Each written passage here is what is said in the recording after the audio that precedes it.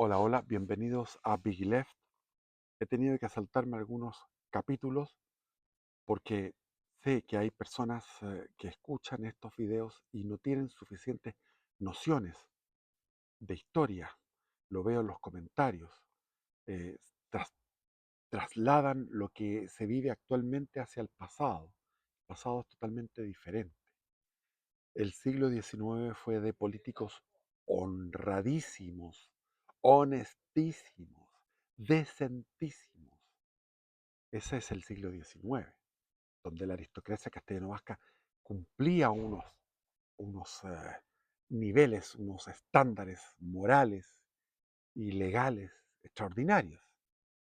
Y a su vez el pueblo era un pueblo diferente al pueblo que es ahora. Entonces, no podemos hacer un traslado de lo que vivimos en el siglo XXI, que es una corrupción, una decadencia, una delincuencia total, a lo que era en el siglo XIX, que veníamos saliendo de la madre patria de 3 siglos de monarquía, de una monarquía la más sana de las que existían, en cuanto a su apego al, a la catolicidad y a la sobriedad y al igualitarismo, que habría que explicarlo, pero estamos leyendo el libro de Alberto Edwards Vives. Él mismo dice después aquí una cosa muy divertida, dice, eh, habla de que él no quiere mencionar a los que eran los nuevos gentlemen o los nuevos, porque los Edwards vienen de ser nuevos, fue una burguesía que se incorporó y llegó a ser un apellido aristocrático, los Edwards, así como los Subercaseaux vienen de la Chile. Los Edwards vienen de Jorge Edwards, que era un doctor inglés llegado después de la independencia y que participó mucho en política en aquellos tiempos. Y por ejemplo, los Supercasó vienen de un marino que se enamoró de una eh, mujer mestiza en lo que era Huasco, por ejemplo. Bueno, pero no es la idea. Vámonos a lo que vamos a hablar ahora, sobre Diego Portales. Comienzo solemnemente esta lectura.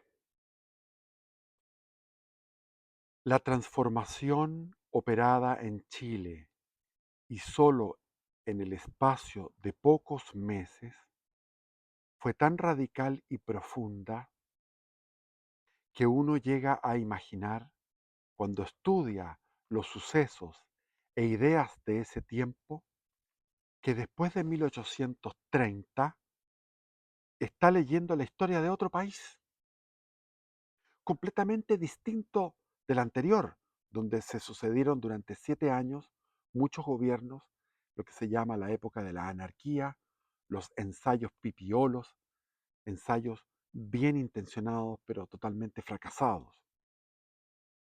No solo no solamente en forma material de las instituciones y de los acontecimientos, sino también en el alma misma de la sociedad.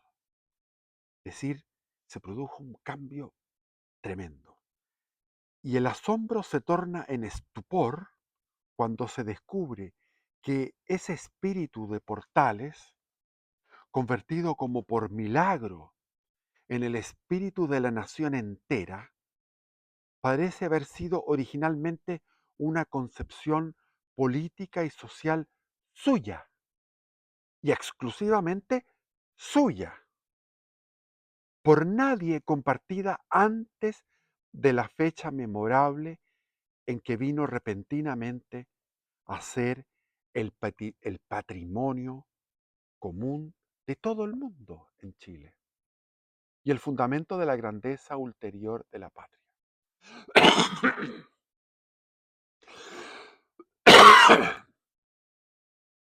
Ni en la sociedad dirigente, ni en el programa de los partidos, ni en las lucubraciones de los pensadores, ni en los propósitos de los caudillos, de los pipiolos y de los conservadores, de los o'higginistas y de los carreristas, Nadie había siquiera formulado en Chile una idea semejante.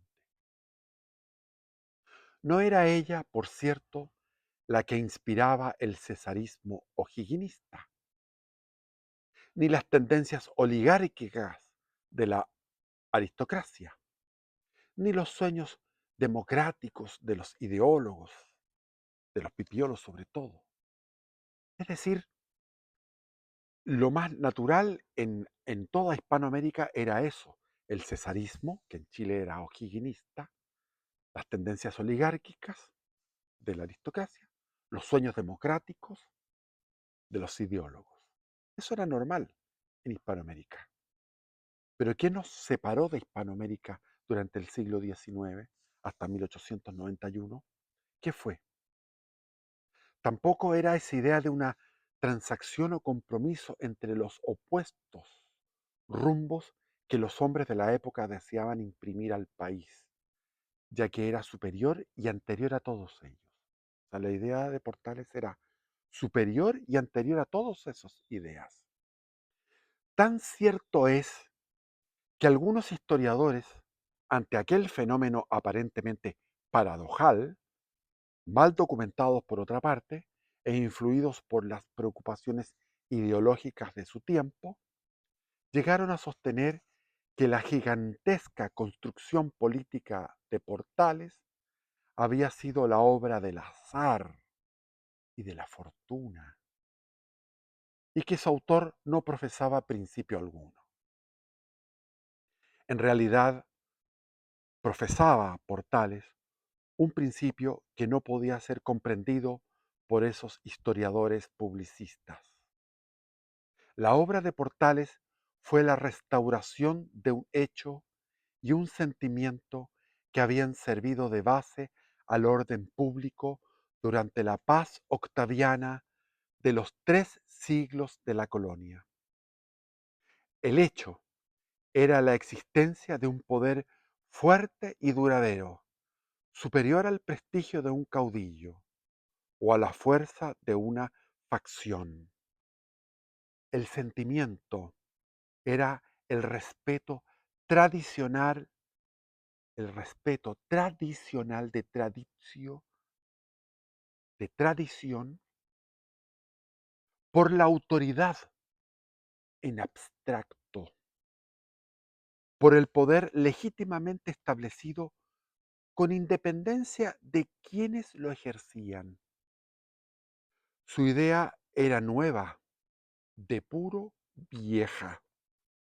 Lo que hizo fue restaurar material y moralmente la monarquía, no en su principio dinástico, que ello habría sido ridículo e imposible, sino en sus fundamentos espirituales, como fuerza conservadora del orden y de las instituciones. Ya se encuentra formulado este pensamiento en su correspondencia desde los días de Ayacucho, cuando se consolidó finalmente la independencia de todos los países hispanoamericanos. Portales, como se sabe, no había sido partidario de la independencia. Nacido en una familia ilustre, pero no opulenta, su padre ejercía en 1810 el cargo de superintendente de la Casa de Moneda. Y aunque de ideas un tanto realistas, partidario del rey, figuró al lado de Carrera, en la época en que este genial caudillo buscó el apoyo del partido español contra Rosas, la Casa Otomana o los radicales del Congreso de 1811. Estas circunstancias y sobre todo la pobreza alejaron a Portales de la política puramente en su primera juventud. Se dedicó a ganar plata. Se dedicó al comercio para ganarse la vida, pero no era, por cierto, el ignorante que algunos se han complacido en pintar. Hizo estudios de humanidades y de derecho. Conocía la administración y la ciencia militar, gustaba la lectura de los clásicos españoles y aunque no fue literato de profesión, porque solo escribió artículos de prensa y cartas privadas, su estilo no solo es vibrante, imaginativo y original, su estilo es además castizo y muy correcto. Sin exageración de ningún género, puede clasificársele entre los chilenos que han manejado mejor la lengua castellana. Sus conocimientos no eran en conjunto inferiores a los que suelen poseer aún en nuestro tiempo los hombres de Estado no especialistas. Eso sí, ignoraba o afectaba a ignorar los principios teóricos del derecho público y la filosofía social entonces en boga. Yo creo que más bien afectaba a ignorar. Causa asombro al reconocer su nutrida e interesante correspondencia, no encontrar en ella la menor alusión a esos dogmas generales que constituían la base del bagaje intelectual de los políticos contemporáneos. No los menciona ni aun para desdeñarlos, ni para despreciarlos, ni saherirlos. Se diría que no había llegado a su noticia esos pensamientos. Su indiferencia por las instituciones escritas era sólo relativa y perfectamente de acuerdo con la idea superior en que se inspiró su política. La técnica constitucional le importaba poco.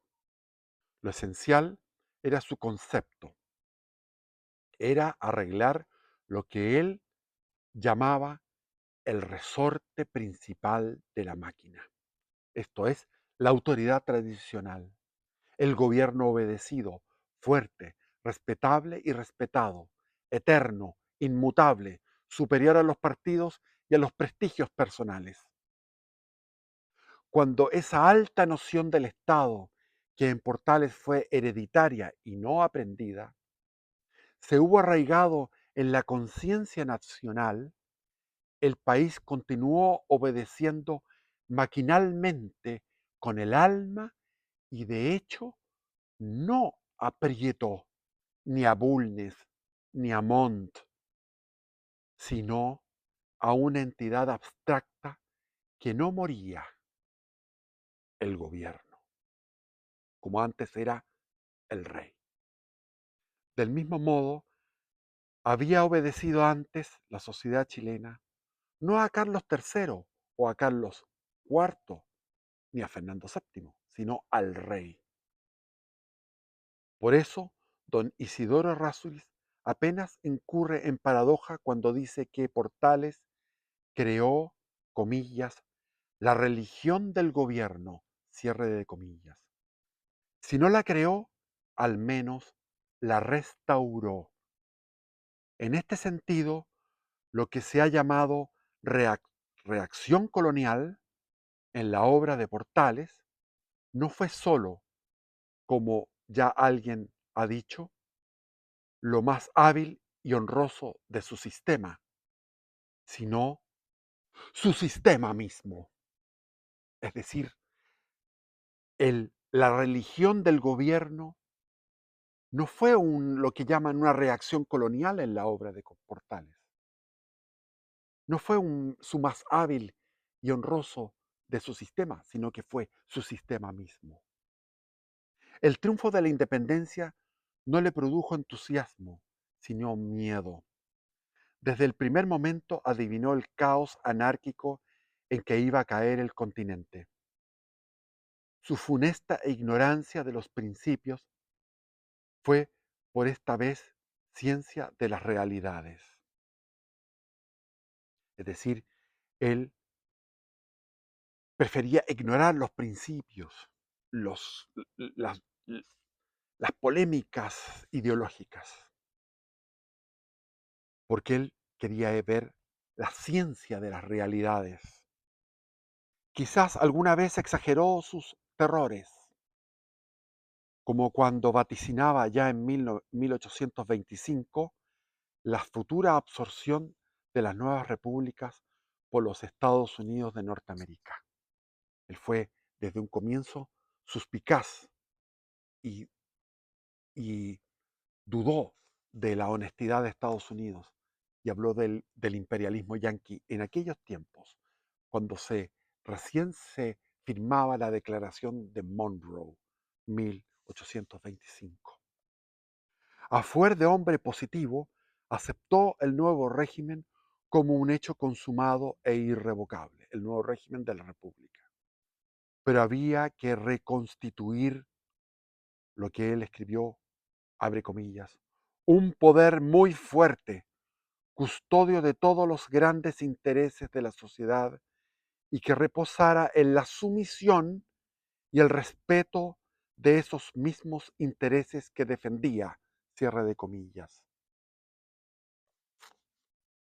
Ese gobierno había de ser impersonal, abre comillas, no debe estar vinculado a nadie y mucho menos que a nadie a él mismo, cierre de comillas.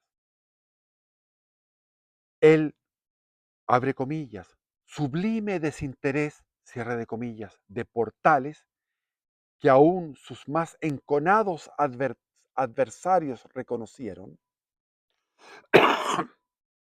el sublime desinterés de Portales, que aún sus más enconados adversarios reconocieron siempre, formaba pues parte de su sistema, de su doctrina.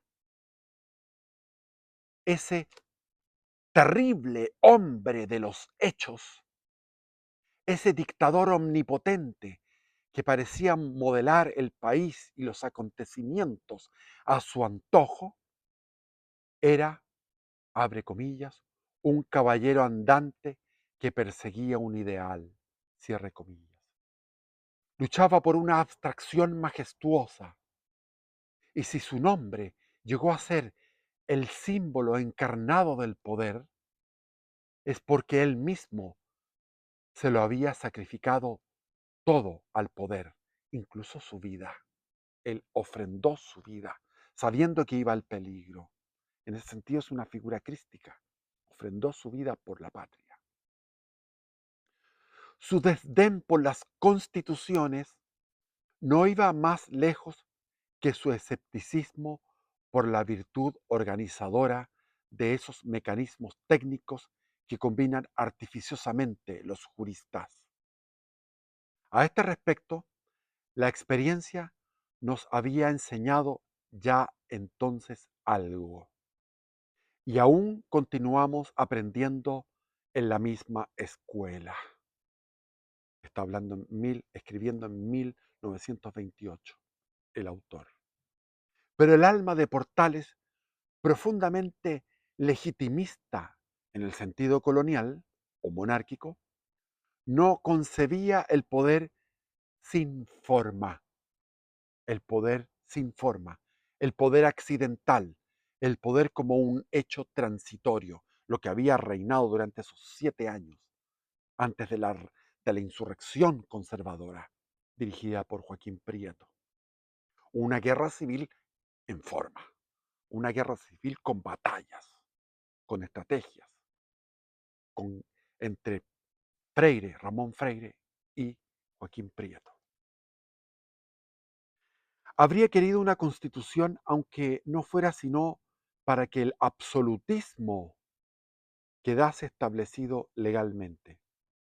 Sin eso, el poder que iba a crear habría perdido una de sus grandes fuerzas tradicionales y permanentes. De allí su empeño porque fuese reformada la Constitución de 1828. Era una constitución muy liberal, escrita por Joaquín de Mora, que era un español liberal famoso, era una especie de Andrés Bello de España. Ese día y solo ese día se puso al lado de los doctrinarios de la reacción. Él vio la necesidad de modificar la Constitución, sin embargo no se metió tanto en la Constitución.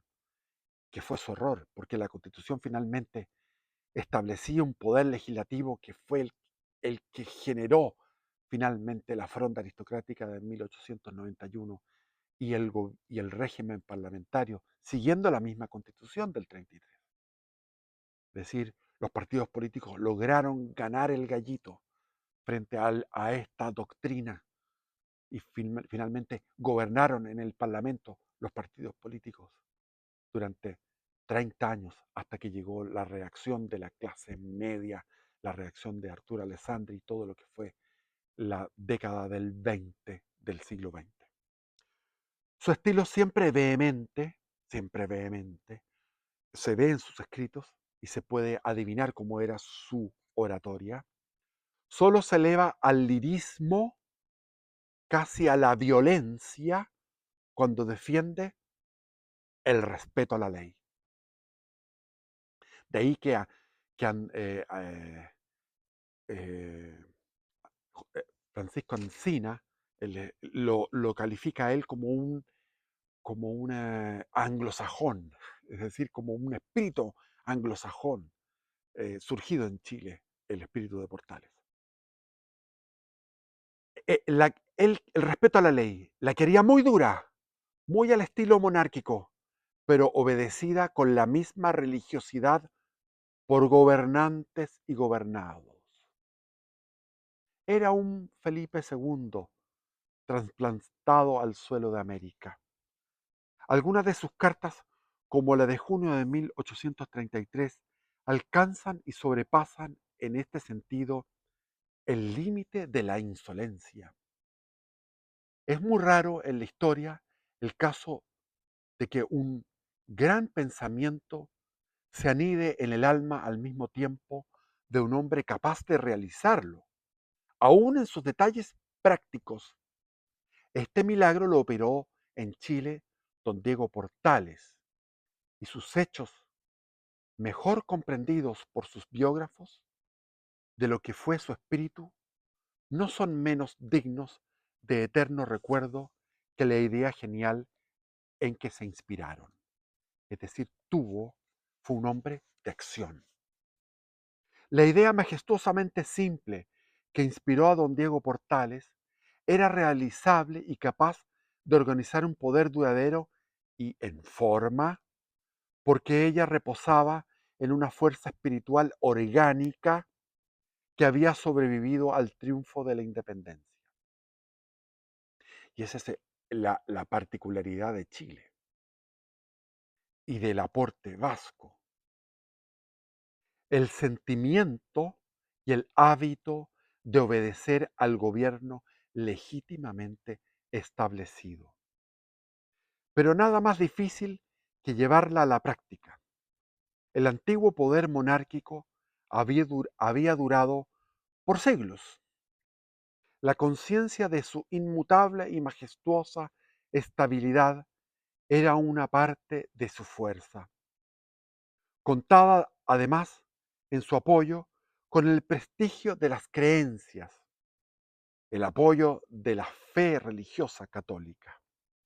De todo ello apenas quedaba el hábito inconsciente de la obediencia pasiva que dormía, es cierto, en el fondo de las almas, pero que era necesario despertar. Había que hacer surgir del caos revolucionario un gobierno improvisado, hijo de la revuelta, pero que a su vez inspirase, desde el principio, la veneración religiosa que por lo regular solo acompaña a las instituciones consagradas por el tiempo. Esto me trajo recuerdos ahora mientras escribía a los bandos de la Junta de Gobierno Militar ese 11 de septiembre. Bandos de la Junta Militar que eran improvisados y que sin embargo surgían con una voz de mando, con un poderío espiritual y moral que eh, parecían venir desde siempre. Esto es lo mismo que sucedió en 1829 en la Guerra Civil entre los pelucones y los pipiolos. Para restaurar moralmente el país después de 20 años de anarquía, para tender un puente entre 1810, cuando estaba el rey, y 1830, cuando estaba triunfante en los campos de batalla la insurrección conservadora, para restablecer la tradición interrumpida, era necesario un genio político tan paradojal y complejo como el de Portales, un hombre inspirado en un pensamiento abstracto y grandioso, y a la vez tan hábil en los ardides y en el manejo de los detalles como el más experto de los politiqueros y agitadores de oficio.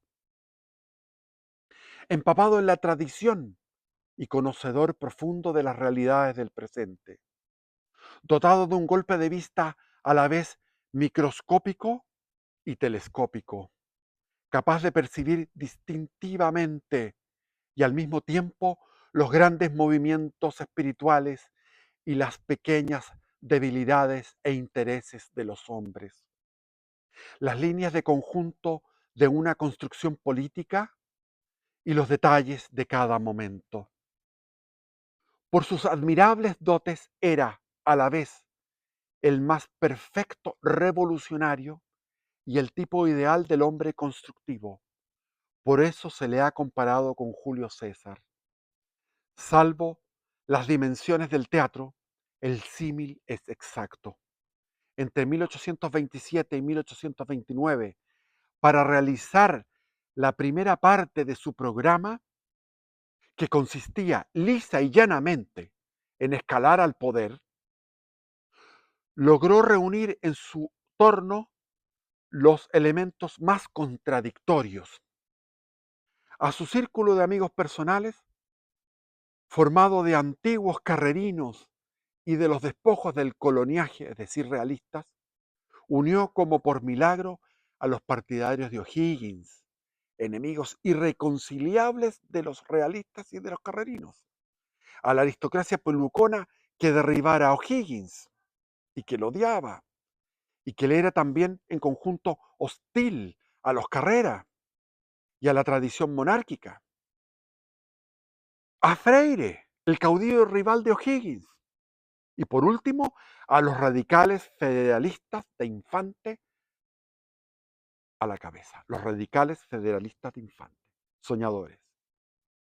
Solo una carta faltó a su juego, el pipiolaje.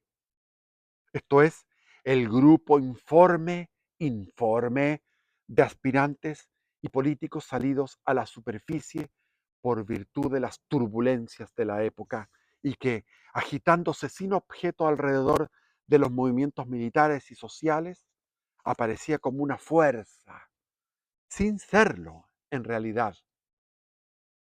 Portales, con su golpe de vista certero y positivo, los había desdeñado siempre, los despreciaba. Y en efecto, ese fantasma de agitación democrática se desvaneció muy luego como si jamás hubiese existido. Solo queda entonces frente a Portales una mitad del ejército y Freire, que, viéndose burlado, se pone a la cabeza de la resistencia. Así comenzó una serie de golpes maestros, ojo, que no solamente son de Portales, sino que los golpes maestros fueron también de Joaquín Prieto Vial, gran estratega y astuto en los movimientos, no solamente militares, sino políticos también.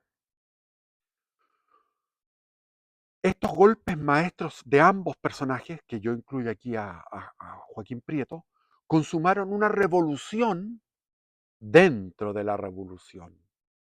Mientras el prestigioso caudillo de la era Pipiola, Freire, que se mantiene en armas contra el poder vacilante que comienza, los aliados de Portales se agrupan temerosos en torno suyo y aplauden sus audacias que presagian el éxito común, sin advertir que les está reduciendo a ellos mismos también a la impotencia.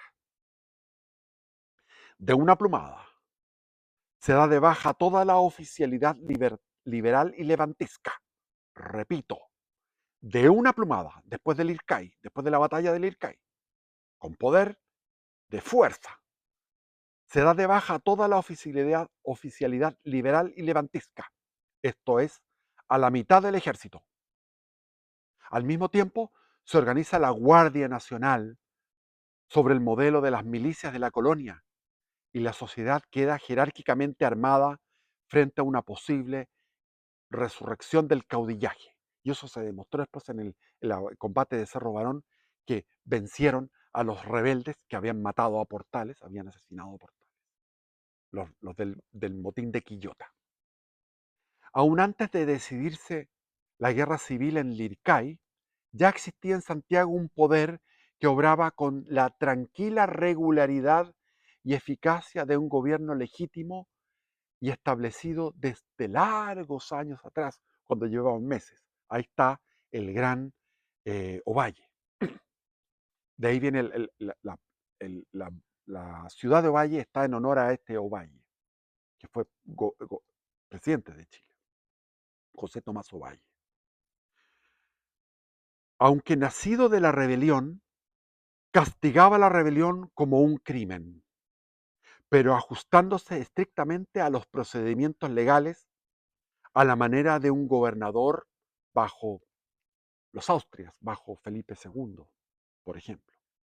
Nada de innovaciones presuntuosas o precipitadas, nada de promesas lisonjeras, nada que pudiera denunciar el origen revolucionario y la situación incipiente, azarosa e insegura, como todo nuevo poder recién surgido en el año 29, con José Tomás Ovalle. Nunca se dictaron menos decretos. La Revolución de 1829 no aparece en el boletín de las leyes. Al leer los documentos originales de esa época interesantísima, he sentido siempre la sensación de encontrarme ante un poder legítimo, restaurado después de larga usurpación, y que desea borrar hasta el recuerdo de la anarquía, es decir, la resurrección de la monarquía. Nada indica allí el ensayo febril, lo improvisado. Los ministros ponían silenciosamente orden en todo, sin aludir siquiera a la existencia de un desorden, de una situación irregular. Se diría que habían estado despachando por muchos años bajo una monarquía antigua y tradicional, cuya legitimidad nadie ponía en duda. Aquí están las anécdotas de Portales llegando al ministerio y retando a los que barrían, que estaban barriendo mal, ocupaban mal a la escoba, o se encontraba un funcionario durmiendo la siesta y le decía: aquí no se viene a dormir la siesta, ni se viene a hacer colación aquí se viene a trabajar y hay que sacar el basurero. Detalles de ese tipo. No lo hizo mejor Luis XVIII, cuando fechó su primer decreto en el año 20 de su reinado, como si la Revolución y Napoleón no hubieran existido jamás. Esa sensación de estabilidad la experimentó el país desde el primer momento, como por obra de un milagro. Tal era la necesidad de orden. Nadie se atrevió a combatir un poder que no dudaba ni un solo instante de sí mismo. Nadie se atrevió a combatir un poder que no dudaba ni un solo instante de sí mismo. El día siguiente del Ircay, de la gran batalla del Ircay, fue el de mayor peligro.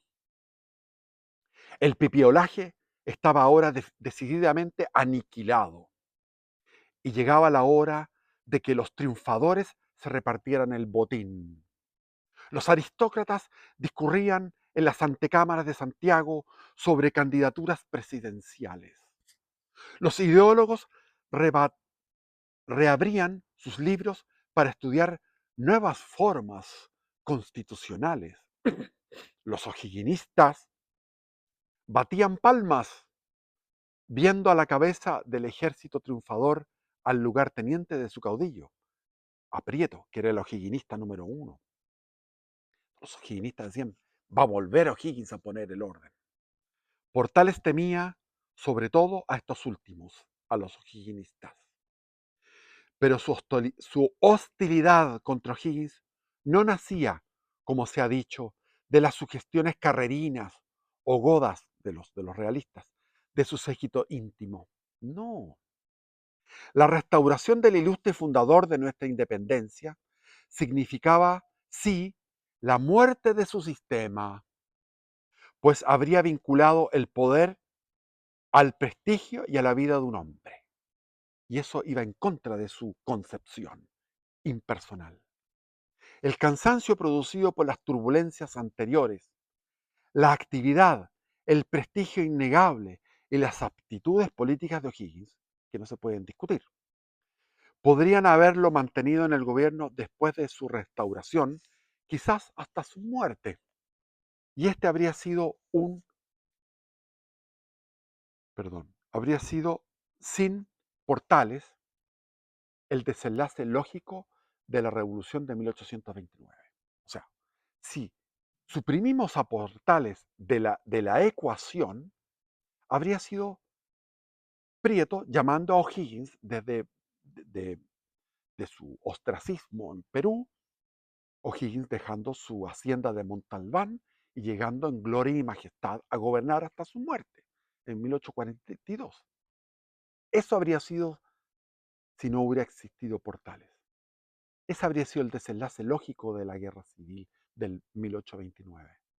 Pero pocos años más adelante, a la desaparición de O'Higgins, el problema que Portales quería resolver desde luego y para siempre habría resucitado aún en peores condiciones. O sea, muere O'Higgins, termina O'Higgins y vuelve la anarquía, como sucedía en las otras repúblicas hispanoamericanas. Por eso, de un solo golpe, Portales decapita al o'higginismo y ahuyenta las esperanzas de la politiquería civilista que comenzaba a levantar la cabeza. El general Prieto, jefe del ejército vencedor en Lircay y del o'higginismo en armas, es designado candidato a presidente de la República, por iniciativa y bajo la protección del mismo Portales. Aquel hombre fue diestramente escogido, Prieto. Nadie en su tiempo pudo realizar mejor el ideal del omnipotente ministro, dando al gobierno el tono y el carácter que él deseaba. De bella presencia y finos modales aprendidos en la corte de los últimos presidentes de la colonia, a la vez reservado y afable, valiente pero destituido de ambición y de audacia, enérgico y benévolo, apegado a la tradición, profundamente religioso, Prieto, aquel personaje, podía ser muy bien el jefe de un gobierno impersonal, el representante visible de esa fuerza tradicional y abstracta, superior a las vicisitudes de la política y al prestigio de los hombres, que iba a ser el inconmovible fundamento de la majestuosa construcción de Portales. Es decir, eligió genialmente al hombre que tenía que ser, que era Prieto. Nada había en el temperamento y en la actitud del general Prieto que evocase ni de cerca ni de lejos la imagen del caudillo de una revolución, ni siquiera la del improvisador brillante de un nuevo orden y de trascendentales reformas. Elevado además a la presidencia por elección regular, hubo elecciones, 18 meses después de terminada la revolución, y cuando ésta, bajo la dirección genial de Portales, había ya madurado sus tendencias y su espíritu, y convirtióse en un poder que presentaba todas las características de la legitimidad y de la duración, el general Prieto pudo inaugurar su periodo casi en las mismas condiciones que si hubiera sido el sucesor regular de una larga serie de presidentes constitucionales. Contra todas las apariencias, la elección propiciada por Portales fue también hábil desde el punto de vista que los contemporáneos pudieron más fácilmente apreciar.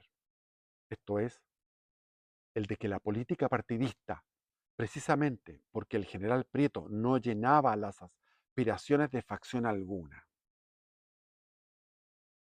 La aristocracia de Santiago, bajo el régimen normal oligárquico, no habría escogido ciertamente por su jefe a un militar o'higginista o, o pencón, o de, penquista.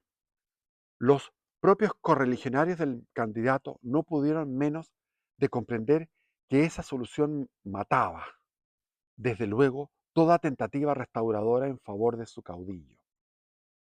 Solo el ejército y Concepción, esto es muy importante, solo el ejército y Concepción quedaban satisfechos, pero nada más que eso era por entonces necesario. Era necesario dejar al ejército y a Concepción tranquilos. Como veremos en el próximo artículo, el espíritu frondista de la aristocracia había sido dominado y los o'higginistas, privados del apoyo militar, no eran ya de temer. Hay que ver que la intuición de Portales era tremenda, porque de dónde vino la primera rebelión contra su sistema fue por un general, el general Cruz, de Concepción. Concepción se rebeló contra Santiago, contra la sucesión, contra la elección del sucesor de Manuel Bulnes, que era Manuel Montt. Esto fue en 1851. Es decir, intuía que había que dejar contento ese sector. Por el momento era el más importante. Y también hay que ver que después el motín de Quillota le da razón en el hecho de constituir estas milicias, esta Guardia Nacional, y del hecho de que el ejército todavía estaba con algunos elementos que no habían sido detectados y no habían sido borrados. Elementos levantiscos y liberales. Inaugurado según su corazón y de acuerdo con sus deseos, un gobierno impersonal, serio, estable, regularmente elegido y que la masa del país obedecía y respetaba, vencedor en su lucha contra la anarquía, dominados o impotentes los mismos elementos políticos que le sirvieran de instrumento, es decir, incluso Freire, los o'higginistas, los carrerinos, los pelucones, los de Infante, los federalistas, o sea, reunió 5 fuerzas. Y los estanqueros que eran su propia fuerza. 6 fuerzas diferentes. Y después las sometió. Ninguna de ellas pudo gobernar por sí sola. Entonces, elegido, inaugurado según su corazón y de acuerdo con sus deseos, un gobierno impersonal, serio, estable, regularmente elegido, y que la masa del país obedecía y respetaba, vencedor en su lucha contra la anarquía a través de la guerra civil, dominados o impotentes los mismos elementos políticos que le sirvieron de instrumento, Portales en septiembre de 1831 había llegado a la cumbre del éxito y del poderío. Entonces pone remate a su obra con un nuevo rasgo de su genio, en que brilla también la altura moral, la consecuencia con los principios, el desinterés y el patriotismo.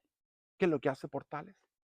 Abandona el poder y los honores y vuelve a Valparaíso a luchar trabajosamente por la vida detrás del mostrador de ser un comerciante. En una época en que a veces no tenía dinero suelto para los cigarrillos.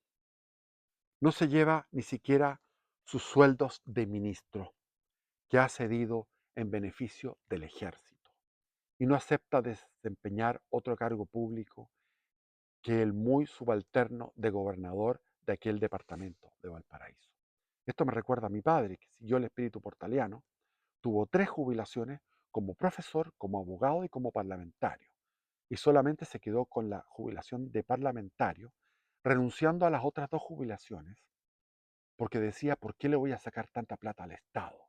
Además que eran jubilaciones que las merecía. Él fue 50 años profesor, fue 40 años abogado, y solamente se quedó con la de parlamentario para no, un respeto al fisco, un respeto a no sacar la plata del fisco más allá de cierta medida.